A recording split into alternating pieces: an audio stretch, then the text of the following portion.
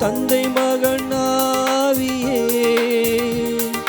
மகிமை புகழ் உமக்கே. என்றும் வாழ்பவரே, நன்றி பலி உமக்கே. அவரது உறைவிடம் வருவோம் மகிழ்வோம், அவரது திருவடி பணிவோம் தொழுவோம்.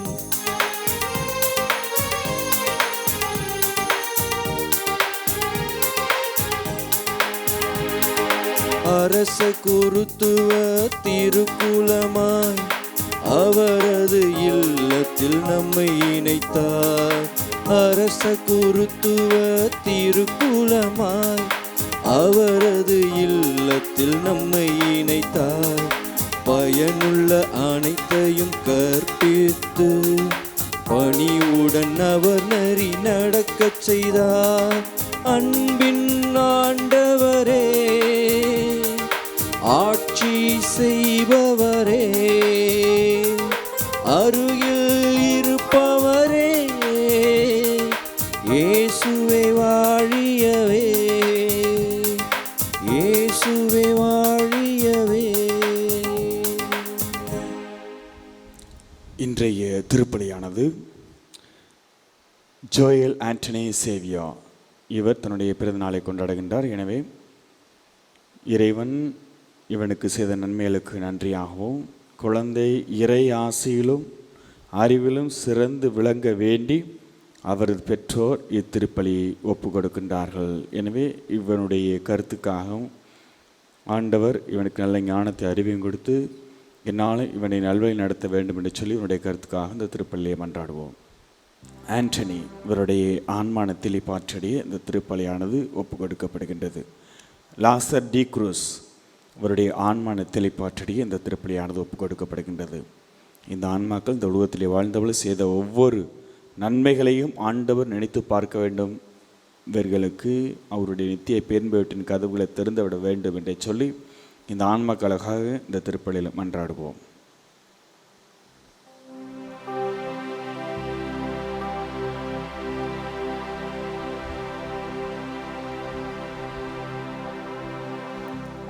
தந்தை மகன் தூயாவியாரின் பெயராலே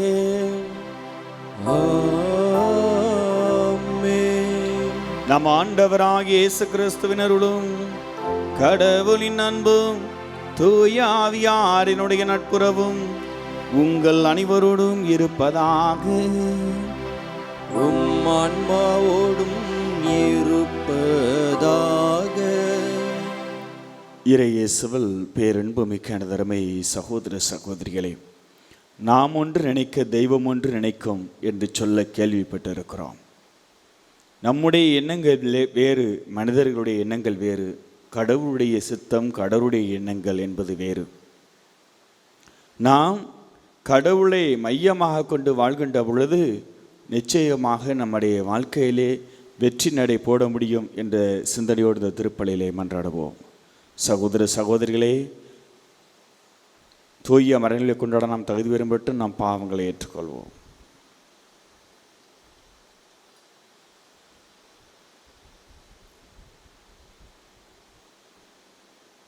எல்லாம் வல்ல இறைவனிடமும் சகோதர சகோதரிகளே, உங்களிடமும் நான் பாவி என ஏற்றுக்கொள்கின்றேன்.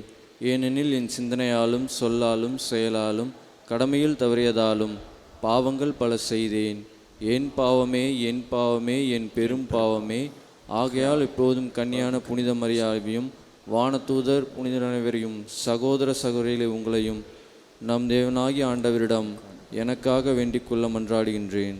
எல்லாம் வல்ல இறைவன் அமைதிறக்க வைத்து நம் பாவங்களையெல்லாம் மன்னித்து நம்மை நிலை வாழ்வுக்கு அழைத்து செல்வாராக. ஆமீன்.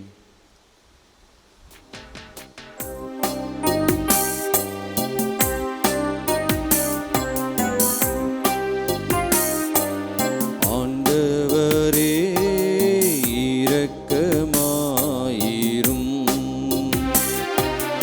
ஆண்டவரே இரக்கமாயிரும். கிறிஸ்துவே இரக்கமாயிரும்.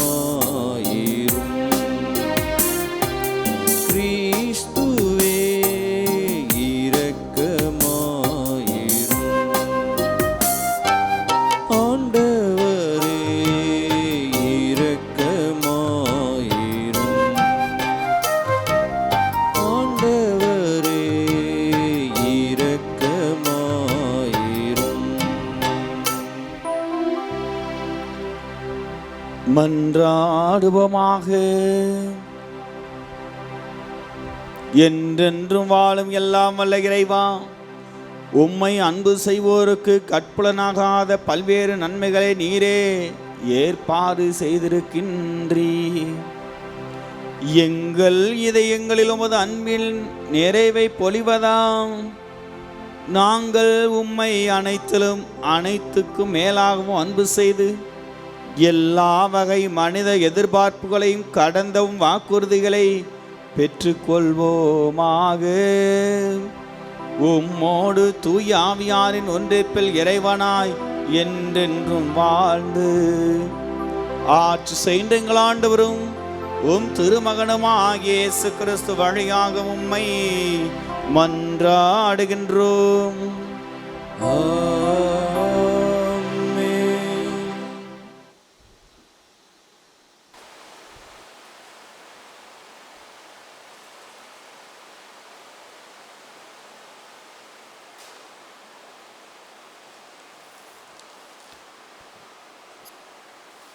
முதல் வாசகம். செக்கேமின் மக்களே, எனக்கு செவி சாயுங்கள், கடவுள் உங்களுக்கு செவி கொடுப்பார். நீதி தலைவர்கள் நூலிலிருந்து வாசகம். அந்நாள்களில் செக்கேம் மற்றும் பெத்மில்லோவின் குடிமக்கள் அனைவரும் செக்கேமில் சிலை தூண் கருவாலி மரத்தடியில் அபிமெலேக்கை அரசனாக ஏற்படுத்தினர். இது யோத்தாமுக்கு தெரிவிக்கப்பட்டது. அவர் கெரிசிம் மலைக்கு ஏறிச் சென்று அதன் உச்சியில் நின்று கொண்டு உரத்த குரலில் கூப்பிட்டு கூறியது, செக்கேமின் மக்களே, எனக்கு செவி சாயுங்கள், கடவுள் உங்களுக்கு செவி கொடுப்பார். மரங்கள் தங்களுக்கு ஒரு அரசனை திருப்பொழிவு செய்ய புறப்பட்டன. அவை ஒலிவ மரத்திடம், எங்களை அரசாளும் என்று கூறின. ஒலிவ மரம் அவற்றிடம், எனது எண்ணெயால் தெய்வங்களும் மானிடரும் மதிப்பு பெறுகின்றன.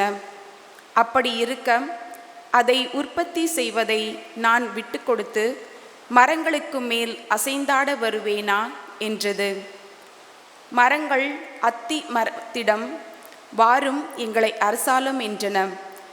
அத்தி மரம் அவற்றிடம், எனது இனிமையையும் நல்ல பழத்தையும் விட்டுவிட்டு மரங்கள் மீது அசைந்தாட வருவேனா என்றது. மரங்கள் திராட்சை கொடியிடம், வாரும் எங்களை அரசாளும் என்றன. திராட்சை கொடி அவற்றிடம், தெய்வங்களையும் மானிடரையும் மகிழ்விக்கும் எனது திராட்சை ரசத்தை விட்டுவிட்டு மரங்கள் மேல் அசைந்தாட வருவேனா என்றது. மரங்கள் எல்லாம் முட்புதரிடம், வாரும் எங்களை அரசாளும் என்றன. முட்புதர் மரங்களிடம், உண்மையில் உங்கள் மீது ஆட்சி செய்ய நீங்கள் என்னை திருப்பொழிவு செய்தால் வாருங்கள், என் நிழலில் அடைக்கலம் போகுங்கள். இல்லையேல் முட்புதரான என்னிடமிருந்து நெருப்பு கிளர்ந்தெழுந்து லெபனோனின் கேதுரு மரங்களை அழித்துவிடும் என்றது. இது ஆண்டவர் வழங்கும் அருள்வாக்கு. இறைவனுக்கு நன்றி. பதிலுரை பாடல் திருப்பாடல் 21 பல்லவி. ஆண்டவரே, உம் வல்லமையில் அரசர் பூரிப்பு அடைகின்றார்.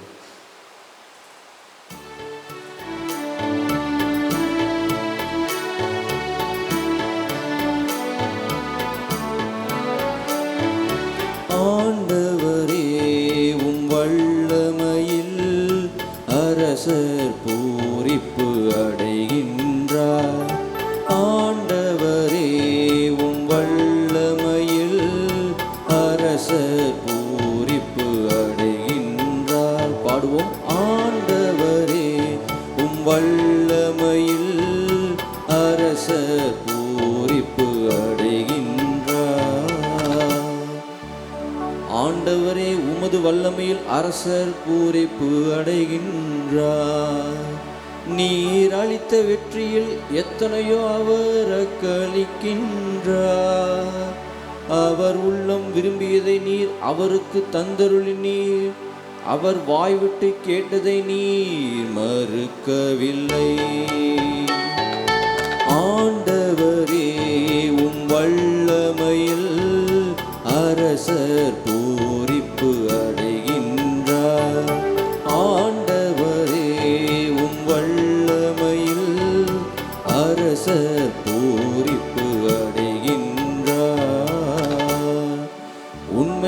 நலமிகு கொடைகள் ஏந்தி நீர் அவரை எதிர்கொண்டீர். அவர் தலையில் பசுமுன்புடி சூட்டினீர். அவர் உம்மிடம் வாழ்வு வேண்டி நின்றார். நீரும் முடிவில்லா நீண்ட ஆயுளை அவருக்கு அளித்தீர். ஆண்டவரே உம் வல்லமையில் அரசர் பூரிப்பு அடைகின்றார். ஆண்டவரே உம் வல்லமையில் அரசர் பூரிப்பு அடைகின்றார். நீர் அவருக்கு வெற்றியளித்ததால் அவரது மாட்சிமே பெரிதாயிற்று. மேன்மையும் மாண்பையும் அவருக்கு அருளினீர். உண்மையாகவே எந்நாளும் நிலைத்திருக்கும் ஆசைகளை அவர் பெற்றுள்ளார். உமது முகத்தை அவர் மகிழ்ச்சியுடன் கண்டு களிக்க செய்தீர். ஆண்டவரே உம் வல்லமையில் அரசர் பூரிப்பு அடைகின்றார். ஆண்டவரே உம் வல்லமையில் அரசர் பூரிப்பு அடைகின்றார்.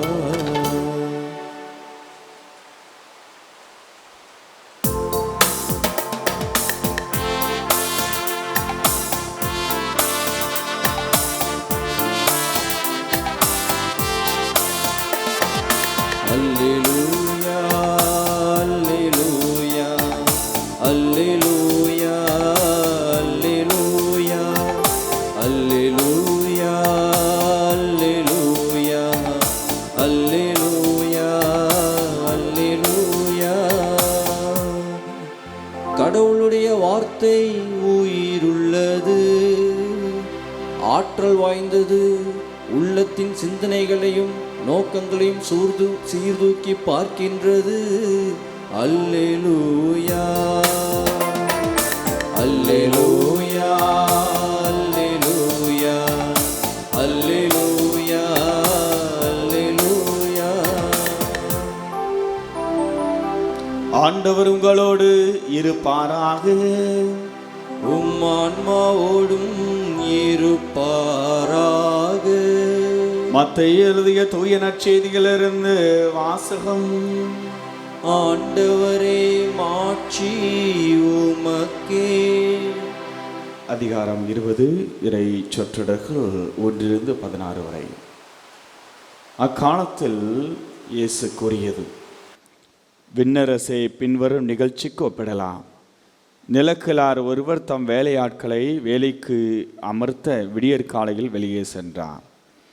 அவர் நாள் ஒன்றுக்கு 1 தெனாரியம் கூலி என வேலையாட்களுடன் ஒத்துக்கொண்டு அவர்களை தாம் திராட்சை தோட்டத்துக்கு அனுப்பினார். ஏறக்குறைய காலை 9 மணிக்கு அவர் வெளியே சென்ற பொழுது சந்தை வெளியில் வேறு சிலர் வேலையின்றி நிற்பதை கண்டார். அவர்களிடம், நீங்களும் என் திராட்சை தோட்டத்துக்கு போங்கள், நேர்மையான கூலியை உங்களுக்கு கொடுப்பேன் என்றார். அவர்களும் சென்றார்கள். மீண்டும் ஏறக்குறைய 12 மணிக்கும் பிற்பகல் 3 மணிக்கும் வெளியே சென்று அப்படியே செய்தார். ஏறக்குறைய 5 மணிக்கும் வெளியே சென்று வேறு சிலர் நிற்பதை கண்டார். அவர்களிடம், நாள் முழுவதும் வேலை செய்யாமல் ஏன் இங்கே நின்று கொண்டிருக்கிறீர்கள் என்று கேட்டார். அவர்கள் அவரை பார்த்து, எங்களை எவரும் வேலைக்கு அமர்த்தவில்லை என்றார்கள். அவர் அவர்களிடம், நீங்களும் என் திராட்சை தோட்டத்துக்கு போங்கள் என்றார். மாலையானதும் திராட்சை தோட்ட உரிமையாளர் தம் மேற்பார்வையாளரிடம், வேலையாட்களை அழைத்து கடைசியில் வந்தவர் தொடங்கி முதலில் வந்தவர் வரை அவர்களுக்குரிய கூலி கொடும் என்றார். எனவே 5 மணி அளவில் வந்தவர்கள் 1 தெனாரியம் வீதம் பெற்றுக்கொண்டனர். அப்போது முதலில் வந்தவர்கள் தங்களுக்கு மிகுதியாக கிடைக்கும் என்று எண்ணினார்கள். ஆனால் அவர்களும் 1 தெனாரியம் வீதம்தான் பெற்றார்கள்.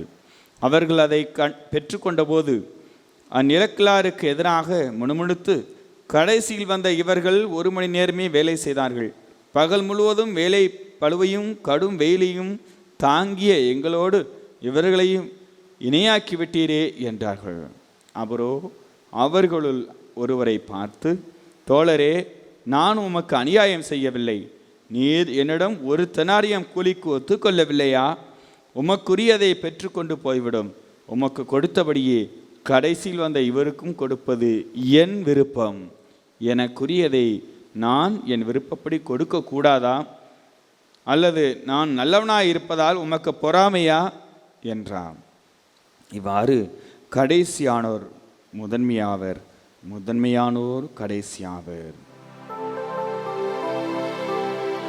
ஆண்டவரின் அருள்வாக்கு. கிறிஸ்துவே உமக்கு புகழ். இறை இயேசுவில் பேரன்பு மிக்க எனதருமை சகோதர சகோதரிகளே, ஒரு கிராமத்திலே ஒரு மிகப்பெரிய பணக்காரர் ஒருவர் இருந்தார். அவருக்கு 30க்கு மேற்பட்ட ஏக்கர் நிலங்கள் இருந்தன. அவர் தெய்வ பக்தியுடையவர், கடவுள் பக்தியுடையவர், தினமும் கோயிலுக்கு செல்லக்கூடிய பழக்கமுடையவர், கடவுளுக்கு வந்த ஒரு வாழ்க்கை வாழ்ந்து வந்தார். அவர்களுக்கு 8 குழந்தைகள். அவர்களும் நன்றாக படிக்க ஆரம்பித்தார்கள், படித்து கொண்டிருந்தார்கள். நல்ல மழை, நல்ல விளைச்சல், நல்ல மகசூல். அந்த சமயத்திலே அவர் என்ன நினைக்க ஆரம்பிக்கின்றார்? மிகவும் சந்தோஷமாக இருக்கின்றார். நிறைய மகசூல் வருவதை பார்க்கின்றார், நிறைய பணம் சம்பாதிப்பதை பார்க்கின்றார். அந்த ஆலயத்துக்கு செல்கின்ற நேரத்தையும் நாம் தோட்டத்திலே செலவிட்டால் இன்னும் அதிக பணம் சம்பாதிக்கலாம் என்று ஆசைப்படுகின்றார். அப்பொழுது நன்றாக ஜெபித்து கொண்டிருந்தவர், ஏழைகளுக்கு உதவி கொண்டிருந்தவர், கடவுளுடைய விருப்பப்படி வாழ்ந்து கொண்டிருந்தவர் என்ன செய்கின்றார்? பணத்துக்கு மெதுவாக முக்கியத்துவம் கொடுக்க ஆரம்பிக்கின்றார். கோயிலுக்கு செல்லாமல் அவருடைய இஷ்டம் போல தோட்டத்திற்கு சென்று அங்கு உழைக்கின்றார். ஆனால் மெதுவாக கடவுளுடைய ஆசி அவருக்கு குறைக்கப்படுகின்றது, குறைபடுகின்றது. அவருடைய பிள்ளைகளுக்குள்ளே, படித்து முடித்த பிள்ளைகள் நல்ல வேலைகள் இருந்தாலும் அவர்களுக்குள்ளே மன அமைதி இல்லாமல் போகின்றது. இவருடைய பேச்சை கேட்காமல் போக ஆரம்பிக்கின்றார்கள், மனம்போன போக்கிலே வாழ ஆரம்பிக்கின்றார்கள்.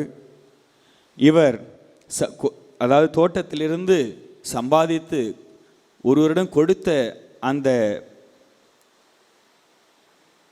பணம் கூட திரும்பி வாங்க முடியாத ஒரு நிலை.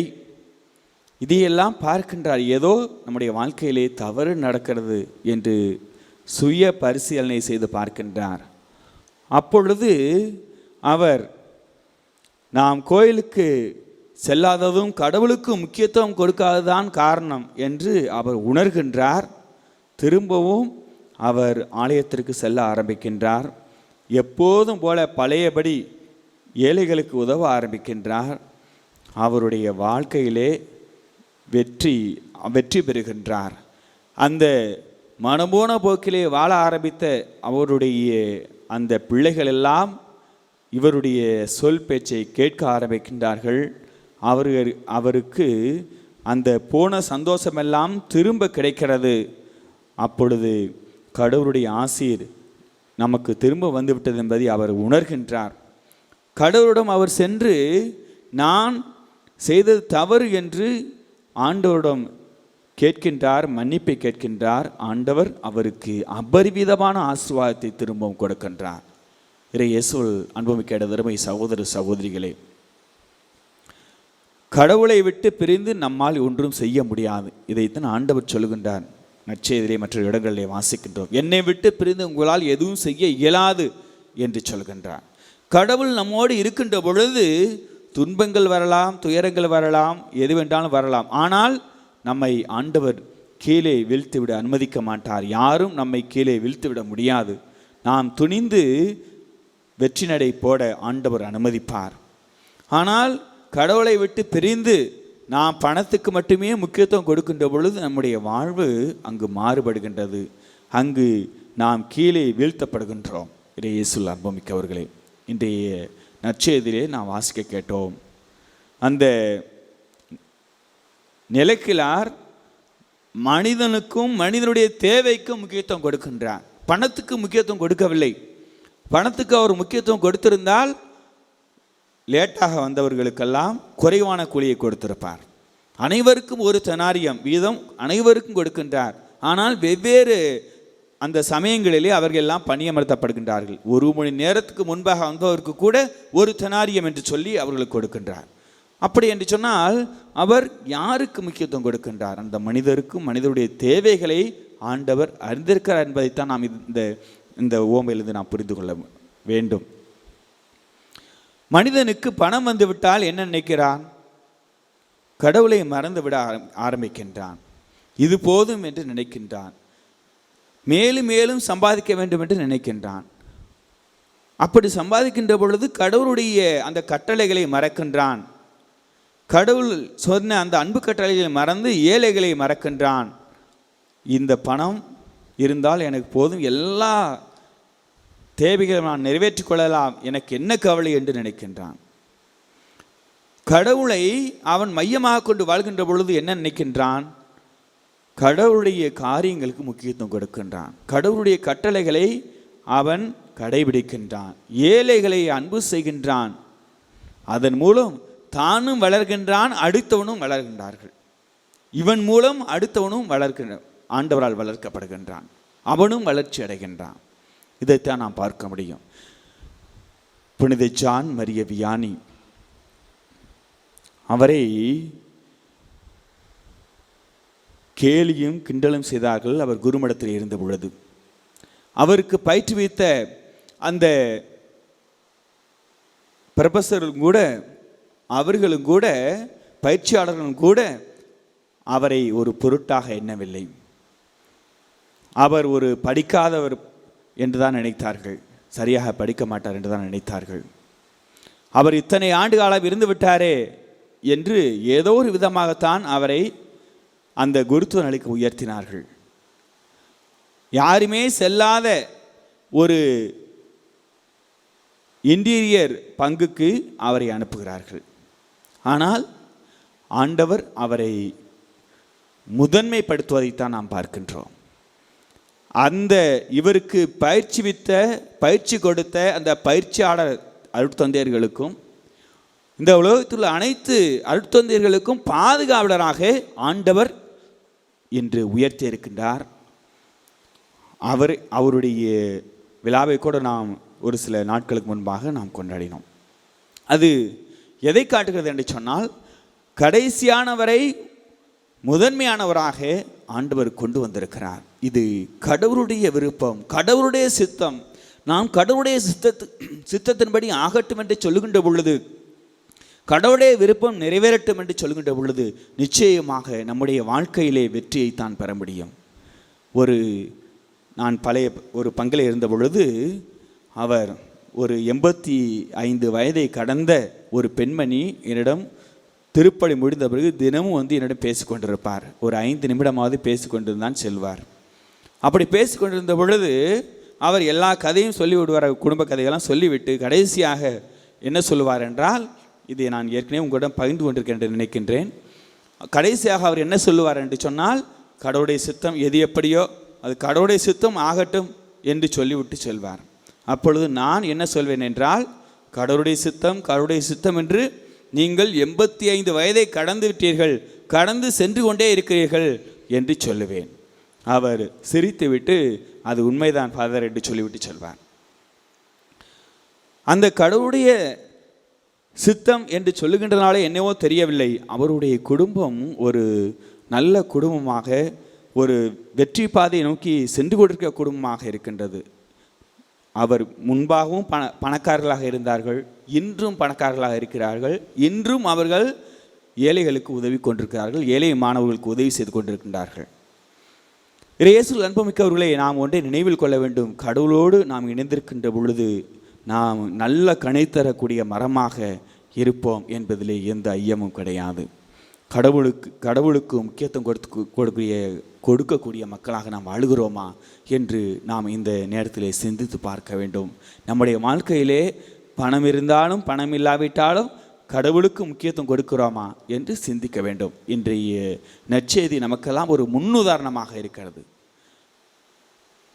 பணத்துக்கு முக்கியத்துவம் கொடுக்கவில்லை. நாம் என்ன செய்வோம்? உறவினர்களை விட, நமக்கு தெரிந்தவர்களை விட பணம் வருகின்ற பொழுது எனக்கு பணம் இருக்குது என்று தற்பெருமையோடு இருப்போம். ஆனால் இன்றைய நற்செய்தியிலே வருகின்ற அந்த நிலக்கிழார் பணத்திற்கு முக்கியத்துவம் கொடுக்கவில்லை. மனிதனுக்கும் மனிதனுடைய தேவைக்கும் முக்கியத்துவம் கொடுத்திருக்கிறார். அந்த ஒரு தெனாரியத்துக்கும் குறைவாக கொடுத்தால் அந்த சமயத்திலே குடும்பத்தை ரன் பண்ணுவது கஷ்டம் என்று அவருக்கு தெரியும். குடும்பத்தை நடத்துவது கஷ்டம் என்று அவருக்கு தெரியும். குடும்பம் கஷ்டத்தில் இருக்கும் என்று தெரியும். எனவே தான் அனைவருக்கும் ஒரு தெனாரிய வீதம் கொடுத்து அவர்களுடைய குடும்ப வாழ்க்கையிலே மகிழ்ச்சியை ஏற்படுத்தியிருக்கின்றார். இயேசுவில் அன்புமிக்கவர்களே, நாம் ஒன்றை மனதிலே கொள்ள வேண்டும். கடவுள் நம்முடைய வாழ்க்கையின் மையமாக இருக்கின்ற பொழுது கடவுள் நம்மோடு இருக்கின்றார். அவருடைய பிரசன்னம் நம்மோடு இருக்கிறது. நாம் எப்பொழுதுமே வெற்றி பாதையை நோக்கி நடந்து செல்ல முடியும். நாம் கடைசியானவராக இருந்தாலும் முதன்மையானவராக அவர் ஆக்கக்கூடிய வல்லமை அவர் பெற்றிருக்கிறார். நம்மை படைத்த கடவுள், அந்த அன்பு கடவுள், வாழும் கடவுள் என்பதிலே நாம் உறுதியாக இருக்க வேண்டும். அவர் மீது நம்பிக்கை கொள்ள வேண்டும். விசுவாச வளர்ச்சி நம்மிலே ஏற்பட வேண்டும். பொருளாதார வளர்ச்சி மட்டும் ஏற்பட்டுவிட்டால் போதாது. விசுவாச வளர்ச்சி நம்மிடம் ஏற்படுகின்ற பொழுது நிச்சயமாக ஆண்டவரை பற்றி கொள்வோம். ஆண்டவரை பற்றி கொள்கின்ற பொழுது நம்முடைய வாழ்க்கையின் மையமாக ஆண்டவர் இருப்பார். நம்மை எந்த நேரத்திலும் எப்பொழுதும் ஆண்டவர் வழிநடத்தி செல்வார் என்ற சிந்தனையோடு நம்முடைய கருத்துக்களையும் ஆண்டவரிடம் சமர்ப்பித்து அவரிடம் ஒப்பு கொடுத்து செபிப்போம். இந்த திருப்பலியிலே தொடர்ந்து மன்றாடுவோம். ஆமென்.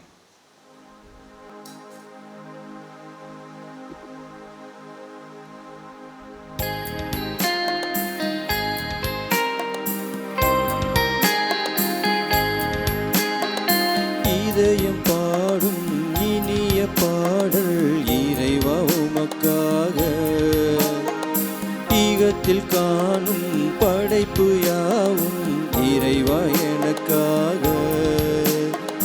நினைத்தேன் நான் தர அனைத்தும் உந்தன் காணிக்கை.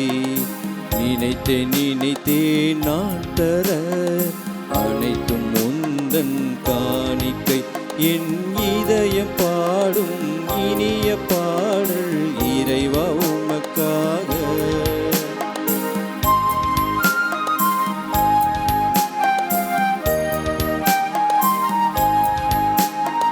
பூத்து குலங்கும் மலர்களும் இங்கு காய்த்து கனிந்த கனிகளும், ஓங்கி உயர்ந்த மரங்களும் அதை சூழ்ந்து வளர்ந்த செடிகளும், இயற்கை கூறும் கவிதைகள் யாவும் இறைவன் தந்த கொடைகளே. நினைத்தேன் நான் தர அனைத்தும் உந்தன் காணிக்கை.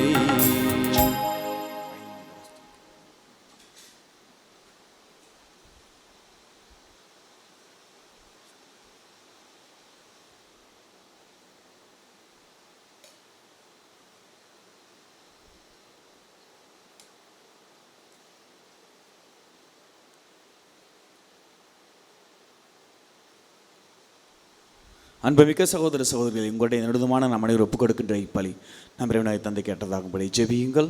ஆண்டவர் தமது பெயரின் புகழ்ச்சிக்காகவும் மாட்சிக்காகவும் நமது நன்மைக்காகவும் புனித திரு அவை அனைத்தின் நலனுக்காகவும் உமது கையிலிருந்து இப்பலியை ஏற்றுக்கொள்வாராக.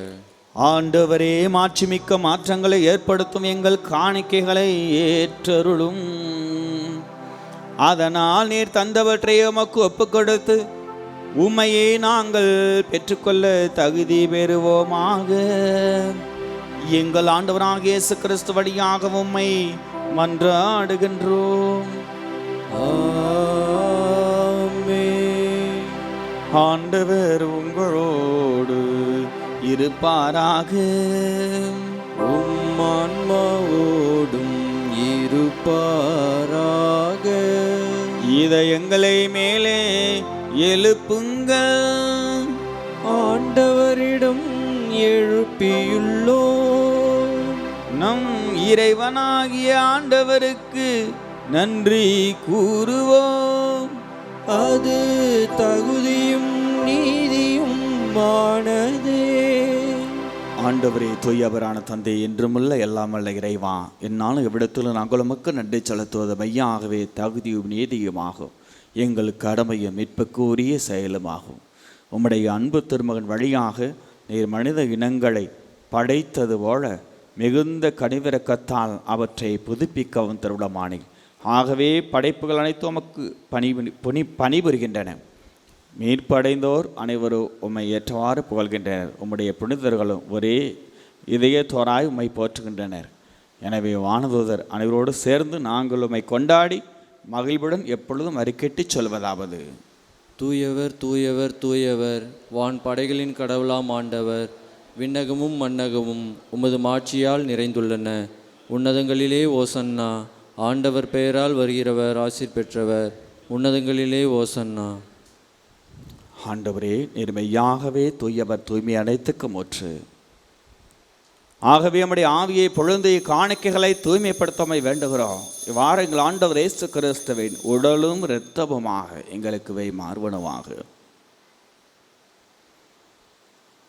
அவர் பாடுபட உளங்கணிந்து தம்மை கையளித்த போது அப்பத்தை எடுத்து நன்றி செலுத்தி அதை விட்டு தம் சீடர்களுக்கு அளித்தவர் கூறியதாவது: அனைவரும் இதிலிருந்து பெற்று உண்ணுங்கள், ஏனெனில் இது உங்களுக்காக கையளிக்கப்படும் என் உடல்.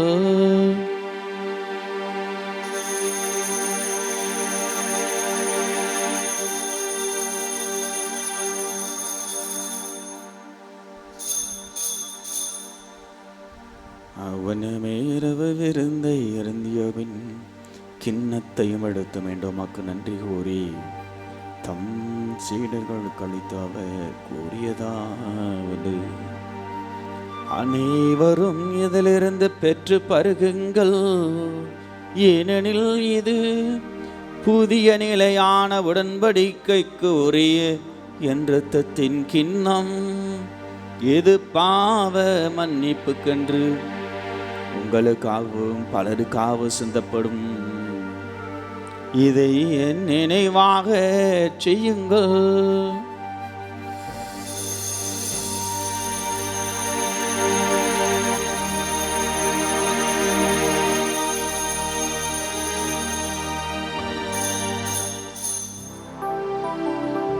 நம்பிக்கையின் மறைபொருள்: ஆண்டவரே, நீர் வருமளவும் உமது இறப்பினை அறிக்கையிடுகின்றோ, உமது உயிர்ப்பினையும் எடுத்துரைக்கின்றோ. ஆகவே ஆண்டவரே, நாங்கள் கிறிஸ்துவின் இறப்பினையும் உயிர்ப்பினை நினைவு கூர்ந்து வாழ்வு தரும் அப்பத்தை மீட்பளிக்கும் கிண்ணத்தை எமக்கு ஒப்புக்கொடுக்கிறோம். திருமணின்று ஊழியம் புரிய தகுந்தவர்களை நாங்கள் ஏற்றுக்கொண்டு இடமே நமக்கு நன்றி செலுத்துகின்றோம். மேலும் கிறிஸ்துவின் உடல் இரத்தத்தின் பங்கோலிவங்களை தூய ஆவியார் ஒன்று சேர்க்கடமை தாழ்மையுடன் மன்றாடுகின்றோம். ஆண்டவரே, உலகெங்கும் பரவேற்கும் உமது திரு அவையை நினைவு கூர்ந்தள்ளும். எங்கள் திருத்தந்தை பிரான்சிஸ், எங்கள் ஆயர், நீதிநாதன், எல்லா திருநிலையினர் ஆகிய அனைவரோடு உமது திரு அவை அன்பில் நிறைவேறச் செதள்ளும். மேலும் உயிர்த்தலை எது நோக்கணும் தொழில்களும் எங்கள் சகோதர சகோதரிகளையும் இறந்தோர் அனைவரும் இரக்கத்துடன் நினைவு கூர்ந்து உமது திரும்ப ஒளியில் ஏற்றலும். எங்கள் அனைவர் மீதும் இரக்கமாயிரும்.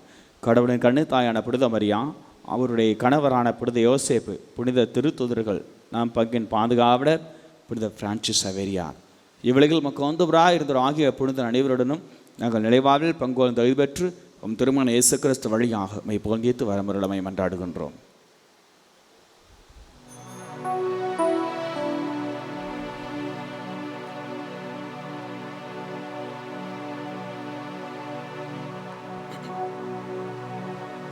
இவர் வழியாக இவரோடு இவரில் எல்லாமல்ல இறைவனாகிய தந்தையே, பரிசுத்தாவியின் ஒன்றிப்பில் எல்லா புகழும் ஆட்சியும் என்றென்றும் உமக்கு உரியது.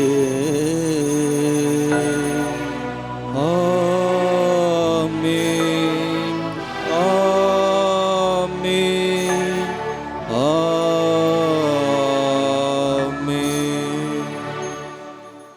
மீட்பரின் கட்டளையால் கற்பிக்கப்பட்டு தேவ விடைப்பினையால் பயிற்சி பெற்ற நாம் அனைவரும் துணிந்து சொல்வோம். விண்ணுலகில் இருக்கின்ற எங்கள் தந்தையே, உமது பெயர் தூயதென போற்ற பெருக, உமது ஆட்சி வருக, உமது திருவுளம் விண்ணுலகில் நிறைவேறுவது போல மண்ணுலகிலும் நிறைவேறுக. எங்கள் அன்றாட உணவை இன்று எங்களுக்கு தாரும். எங்களுக்கு எதிராக குற்றம் செய்வோரை நாங்கள் மன்னிப்பது போல எங்கள் குற்றங்களை மன்னியும். எங்களை சோதனையில் விழவிடாதையும், தீமையிலிருந்து எங்களை விடுவித்தருளும். ஆண்டவரே, தீமை அனைத்திலிருந்து எங்களை விடுவித்து எங்கள் வாழ்நாளில் அமைதியை கண்டுணர்வுடன் நம்மை மன்றாடுகிறோம். முதரக்கத்தின் உதவியால் நாங்கள் பாவத்திலிருந்து எப்போது விடுதலை பெற்று யாதொரு கலக்கமுமின்றி நலமாயிருப்போமாக. நாங்கள் நம்பியிருக்கும் பேரின்ப வாழ்வை மீட்பராக இயேசு கிறிஸ்துவின் வருகையை மகிழ்ச்சியுடன் எதிர்பார்த்திருக்கின்றோம். ஏனெனில் ஆட்சியும் வல்லமையும் ஆட்சியும் என்றென்றும் உமதே. ஆண்டவராய் இயேசு கிறிஸ்துவே, அமைதியை உங்களுக்கு விட்டுச் சொல்கிறேன், என் அமைதியை உங்களுக்கு அளிக்கிறேன் என்றும் அப்போஸ்தலர்களுக்கு மொழிந்தீரேன்.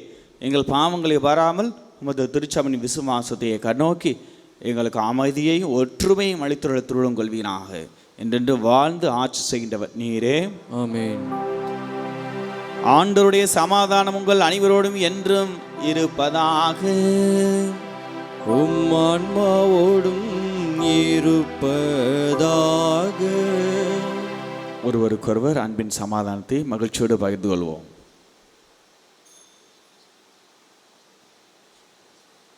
உலகின் பாவங்களை போக்கும் இறைவனின் செம்மறியே, எங்கள் மேல் இரக்கமாயிரும். உலகின் பாவங்களை போக்கும் இறைவனின் செம்மறியே, எங்கள் மேல் இரக்கமாயிரும். உலகின் பாவங்களை போக்கும் இறைவனின் செம்மறியே, எங்களுக்கு அமைதியை அளித்தருளும்.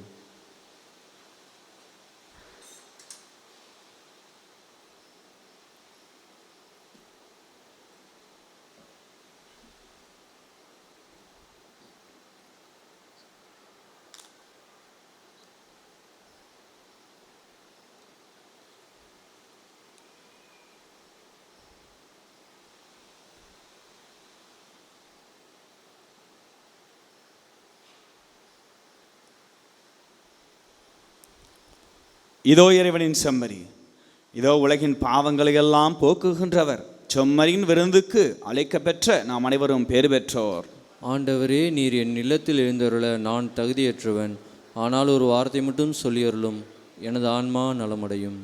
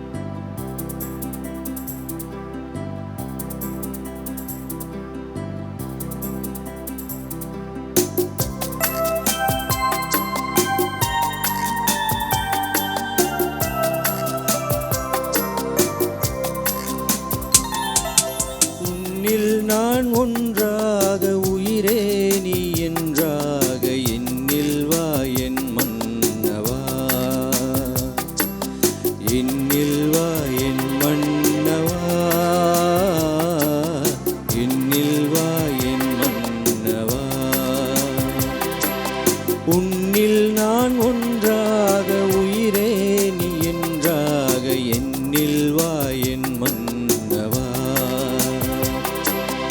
என்னில் வா என் மன்னவா, என்னில் வா என் மன்னவா.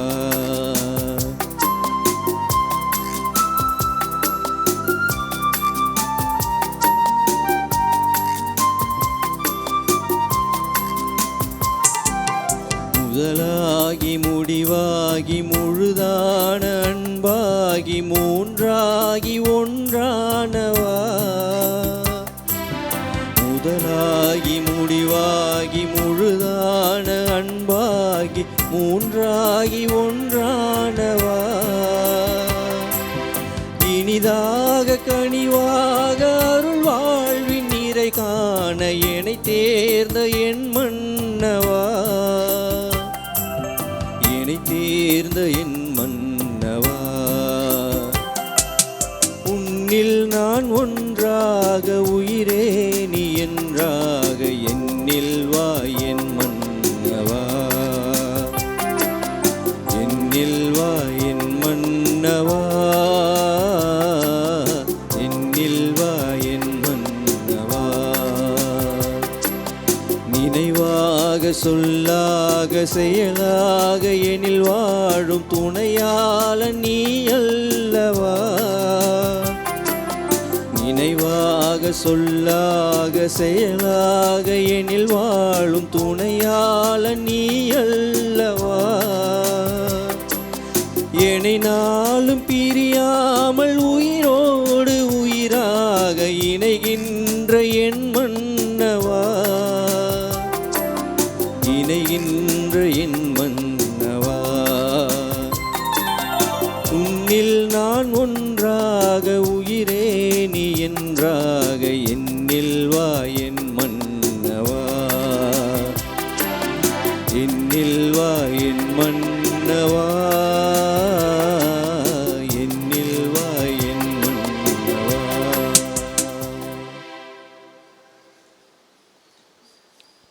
ஜெபம். கிறிஸ்துவின் ஆன்மாவே என்னை புனிதப்படுத்தும், கிறிஸ்துவின் திருவுடலே என்னை மீட்டருளும், கிறிஸ்துவின் திரு இரத்தமே என்னை நிறைவித்தருளும், கிறிஸ்துவின் விழாவிலிருந்து வந்த திருநீரே என்னை கழுவியருளும், கிறிஸ்துவின் திருப்பாடுகளே என்னை திடப்படுத்துங்கள். ஓ நல்ல இயேசுவே, எனக்கு செவி சாய்த்தருளும், உமது திரு காயங்களுக்குள்ளே என்னை மறைத்தருளும், உம்மை விட்டு ஒருபோதும் என்னை பிரிய விடாதேயும், தீய எதிரிகளிடம் இருந்து என்னை காத்தருளும். என் மரண நேரத்தில் நீர் என்னை அழைத்து உம்முடைய புனிதர்களோடு எக்காலமும் உம்மை புகழ எனக்கு வரம் அருளும். ஆமீன்.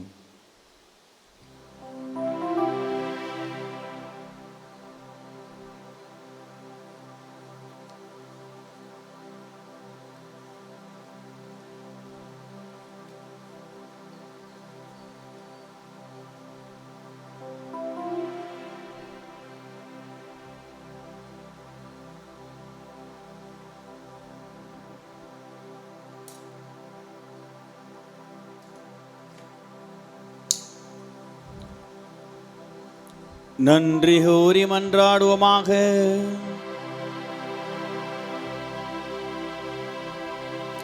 ஆண்டவரே, இவருள் அடையாளங்களால் கிறிஸ்துவுடன் ஒன்றிணைந்த நாங்கள் உமது கனிவை பணிவுடன் வேண்டுகின்றோம்.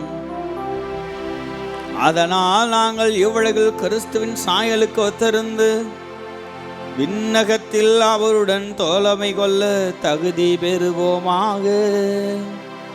என்றென்றும் வாழ்ந்து ஆட்சி செய்கின்ற அவர் வழியாக உம்மை மன்றாடுகின்றோம். ஆண்டவர் உங்களோடு இருப்பாராக. உம் ஆன்மாவோடும் இருப்பாராக. எல்லாம் வல்ல இறைவன் தந்தை, மகன், தூய ஆவி உங்கள் அனைவரையும் ஆசீர்வதிப்பாராக. ஆமென். சென்று வாழுங்கள், திருப்பலி நிறைவேறிற்று. இறைவனுக்கு நன்றி.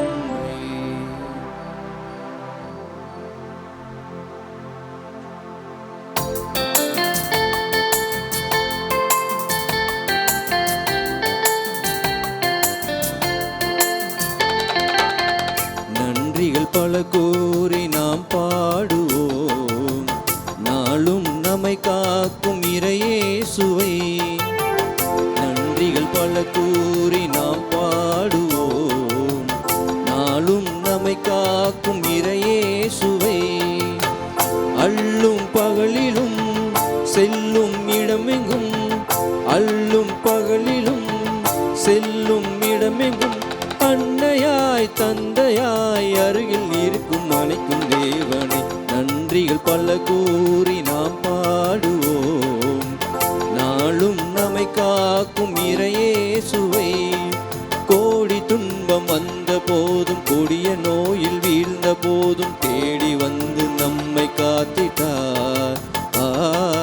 கோடி துன்பம் வந்த போதும் கொடிய நோயில் வீழ்ந்த போதும் தேடி வந்து நம்மை காத்திட்டார். வாடிய பயிரை போல் வதங்கிய வீழ்ந்தாலும், வாடிய மலரை போல் வதங்கிய வீழ்ந்தாலும் அன்னையாய் தந்தையாய் அருகில் இருந்து அணைக்கும் தேவனை நன்றிகள் பல கூறி நாம் பாடுவோம். நாளும் நம்மை காக்கும் இறையேசுவை. தந்தை மகன் தூய ஆவியின் பெயராலே ஆமேன். கிறிஸ்து ராஜா வாழ்க, உம்முடைய ராஜ்யம் வருக, மரியே வாழ்க.